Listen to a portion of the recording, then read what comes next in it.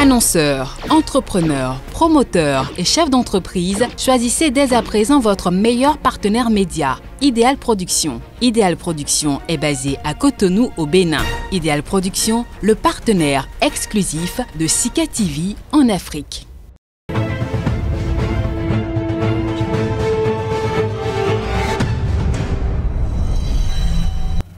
Merci pour la fidélité. Nous allons ensemble essayer de découvrir ce qui fait la une ce jeudi.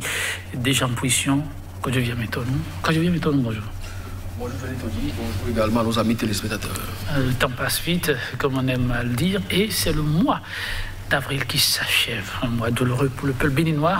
On espère le mois de mai plus apaisant. Quand je viens m'étonner, alors, pour ce jeudi, on retient quoi de spécifique?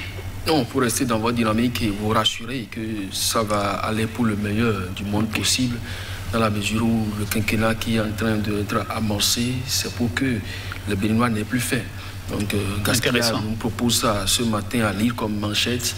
Et aussi, vous savez, il se passe depuis quelques jours des passe-temps entre organes de presse, ceux qui pensent qu'il y a mal donne au niveau de l'attribution d'un marché et ceux qui pensent que ça s'est attribué dans les conditions les plus acceptables possibles. Mais là, également, la détention des opposants, vous en parliez tantôt, le cas Rekiat Madougou occupe encore le devant de la presse. Quand est-ce qu'elle sera vraiment jugée dans ce qui lui est reproché, financement du terrorisme? C'est une grosse interrogation. Et terrorisme, dites-vous, est-ce que la zone septentrionale du pays est désormais le refuge des terroristes? En tout cas, c'est le journal du service public qui se préoccupe à propos donc, de cette arrestation opérée dans cette partie. Et bref, il y a assez de sujets donc, à la une des journaux ce matin.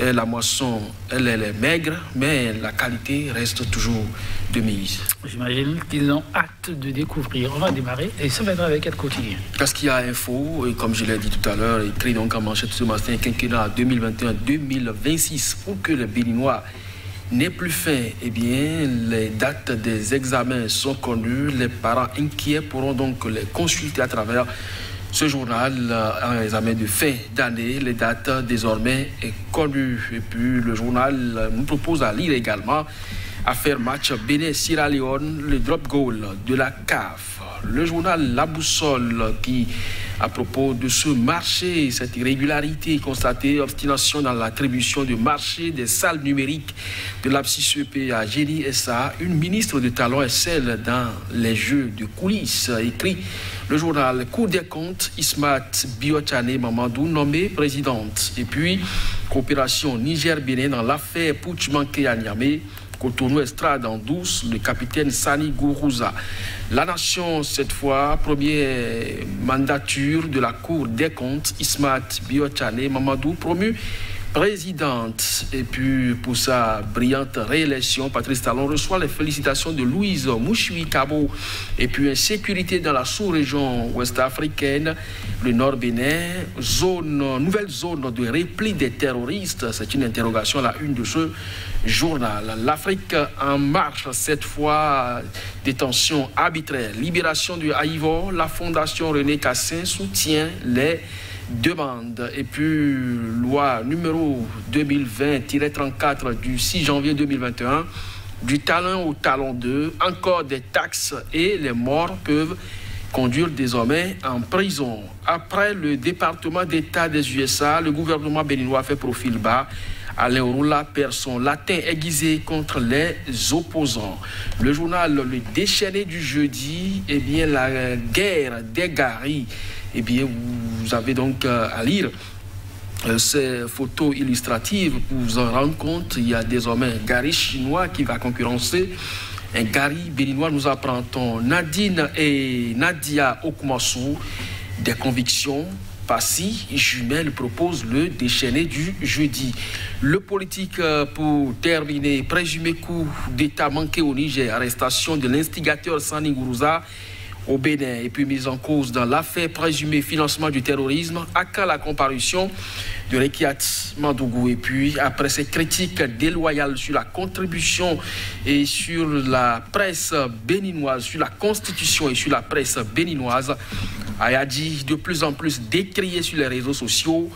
que de sorties médiatiques ratées à son actif et puis demande de libération du professeur Frédéric Jouel-Aïvo.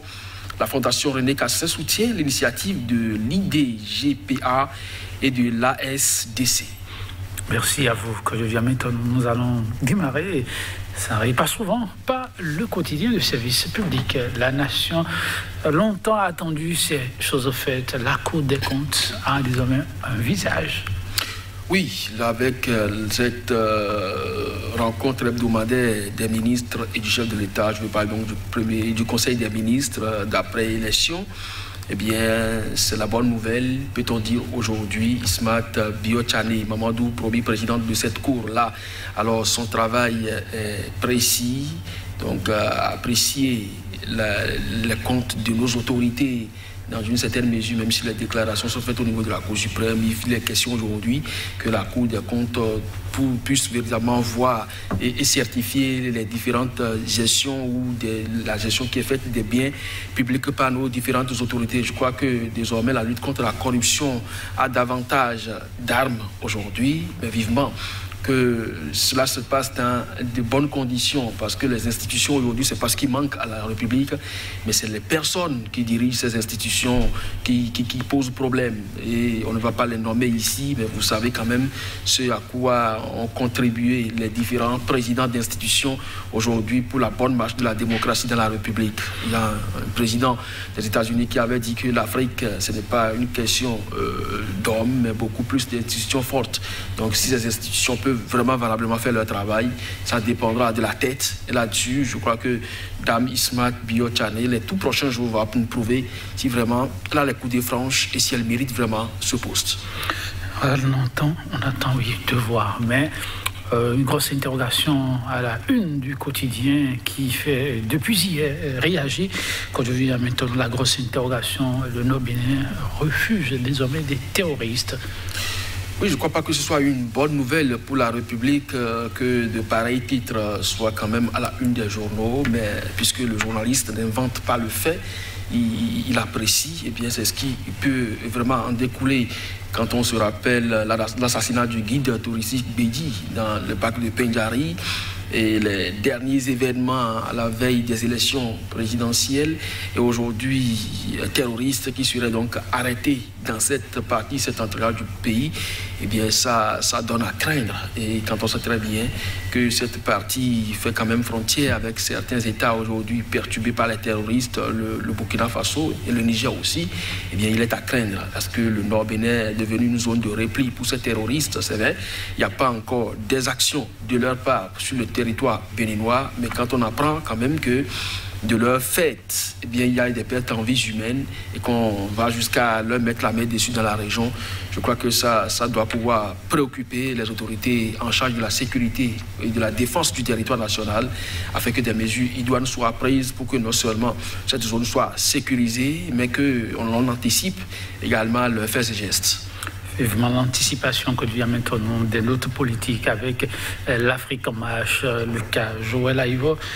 Il y a encore une structure qui abonde dans le même sens que ceux évoqués dans les éditions précédentes. Oui, il y a une fondation René Cassin qui désormais soutient l'initiative des constitutionnalistes congolais et sénégalais dans le cadre de la détention du professeur de droit constitutionnel Frédéric Jouel-Aïvo, qui pense que sa libération est plus que impérieuse. Je crois que c'est à peu près l'appel de bon nombre d'acteurs politiques et également des juristes de haut niveau, parce que le carnet d'adresse du professeur Jouel-Aïvo donne déjà une certaine garantie quand même, et apprendre que celui-là qui a passé tout son temps à distiller le savoir et à contribuer à la rédaction des constitutions de beaucoup d'États africains au point d'en devenir un expert et choisi donc par l'Union africaine, soit aujourd'hui qualifié de terroriste dans son propre pays et gardé en prison pour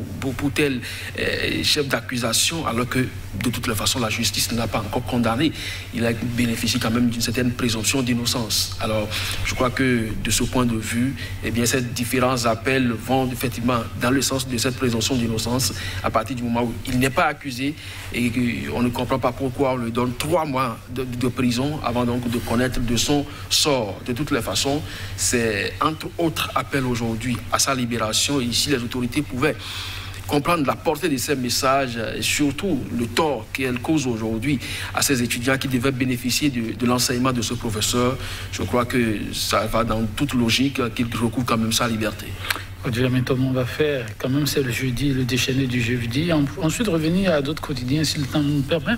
Alors, quand on dit Nadia, Nadine, en tout cas, la comparaison saute à l'œil, mais beaucoup de mots derrière. Oui, tout à fait. Nadia et Nadine Okumasu, ce sont des jumelles donc, qui sont nées d'une même mère et qui, en principe, sont appelées à vivre ensemble. Mais aujourd'hui, sur le terrain politique, malheureusement, le journal nous propose à lire que ce ne sont pas des convictions sur jumelles, parce que quand on se rapporte à leur position politique vis-à-vis de la gouvernance actuelle, il y a une qui est activiste de ce qui se passe et l'autre qui décrit ce qui se passe. Donc, en même temps, elles sont jumelles, elles sont sœurs, elles vivent pratiquement la même vie, mais opposée sur la gouvernance. Et aujourd'hui, il y a une qui est libre de ses mouvements, qui adule le chaos, mais l'autre, aujourd'hui, derrière les barreaux, en train de croupir pour ses opinions. Alors, quand ça se passe comme ça, 2 sœurs qui sont nées dans le même ventre, qui ont grandi 9 mois durant dans le même ventre, qui sont nées, je m'en vais donc citer les extraits donc, de ce journal Le Déchaîné du jeudi et qui n'ont pas les mêmes convictions politiques vis-à-vis de la gouvernance. Ici donc on l'élargit un peu, les opposants et les mouvanciers peuvent aussi constituer des frères ou des sœurs jumelles, donc ne s'accordent pas sur les mêmes opinions. Est-ce que de ce fait, il faut considérer l'autre comme son ennemi? C'est là la grosse interrogation. Je crois que dans son humour, le journal met quand même le doigt sur une plaie très sensible de la République et là-dessus, chacun doit pouvoir quand même faire son examen de conscience et se demander si son frère jumeau est son ennemi. Ah oui, la différence de l'autre doit pouvoir m'enrichir, dit-on. On a encore quelques minutes et là, pourquoi pas avec le politique. Il y a l'un de ces détenus qui, là, ça fait des jours, des mois, mais qui ne sait même pas quand la comparution. Oui, c'est Rekiat Madougou, cette dame qui a arrêté le 5 mars au sortir d'un meeting politique à Porto Novo. Elle est gardée à Missirité. Les conditions qui lui sont faites, on ne le rappellera jamais assez. Toute la semaine, je crois, les journaux en ont fait cas. Eh bien, aujourd'hui, elle est à s'interroger encore sur la date de son procès. De toutes les façons, le politique nous amène donc sur ce terrain à quand la comparution de Rekiat Madougou, comme je l'ai dit par rapport à Frédéric Joël Aïvo. Eh bien, on ne sait pas ce qui lui est véritablement reproché, mais il doit passer 3 mois en prison d'abord avant que la justice ne connaisse de son dossier. Alors, Rekiat Madougou aussi, elle est dans les liens de la justice, gardée en prison pour financement présumé de terrorisme. Alors, si c'est ça, la décision rendue par le tribunal, qu'on la lui notifie clairement et qu'on lui dit la peine encourue. Mais si ce n'est pas le cas, et bien, je ne crois pas que la garder en détention pendant longtemps, alors que le code pénal aujourd'hui en République du Bénin est clairement sur cette question-là, a fixé quand même des conditions dans lesquelles on doit pouvoir garder des personnes dans les liens de prison. Donc je crois que Rekiat Madougou doit quand même, avec ses avocats, travailler dans ce sens-là et savoir quand est-ce qu'elle va comparaître ou pas. Merci à vous, Kodouya. Maintenant, oui, mesdames, messieurs, c'est déjà terminé. On se retrouve demain.